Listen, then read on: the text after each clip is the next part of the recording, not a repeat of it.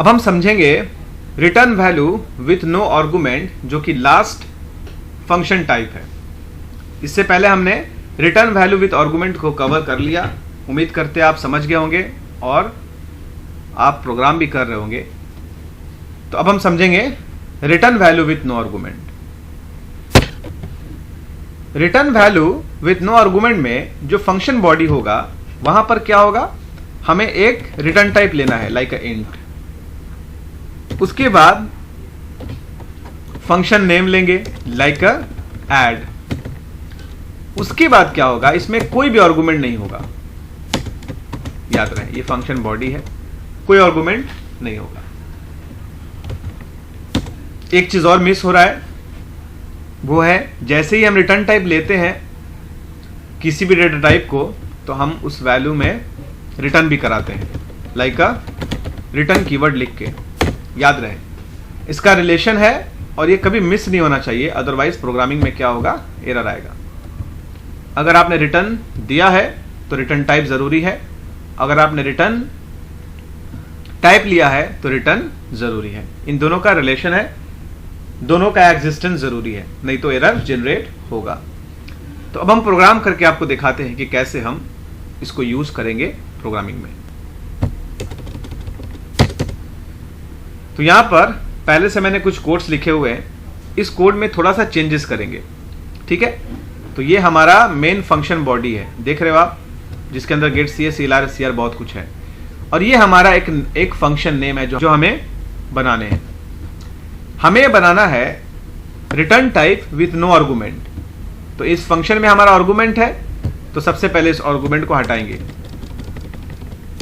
अब ये हमारा हो गया फंक्शन विथ नो आर्गुमेंट, ठीक है, नो आर्गुमेंट। लेकिन ये रिटर्न टाइप है, इंट है और यहां रिटर्न है।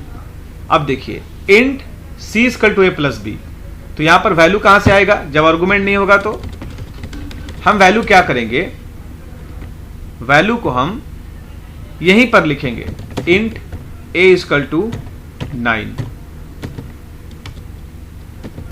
Int b equal to 8। ये वैल्यू हमने लिख दिया है।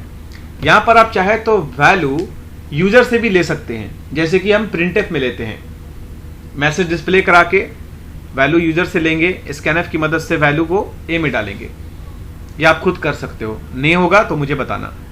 फिर प्रिंटफ का मैसेज से, फिर प्रिंटफ फंक्शन से दूसरा मैसेज डिस्प्ले कराएंगे, inter your second number message को डिस्प्ले कराएंगे और वैल्यू को स्कैनफ की मदद से बी में असाइन करेंगे। फिर वहां ऐड करके हम क्या करेंगे, रिटर्न कर देंगे, int c equal to a plus b. देख रहे हैं, रिटर्न सी।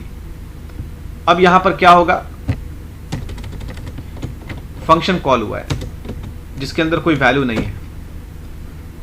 फिर मैंने डी में उस रिटर्न वैल्यू को ले लिया है और डी पे यहां प्रिंट कराया है, तो कोई एरर नहीं है। कंपाइल करने पे रन कराते हैं, आप देख रहे हो यहां पर addition of a and b is 70।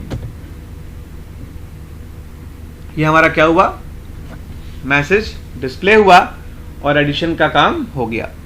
तो ये function with return value no argument, return तो कर रहा है पर कोई आर्गुमेंट नहीं है।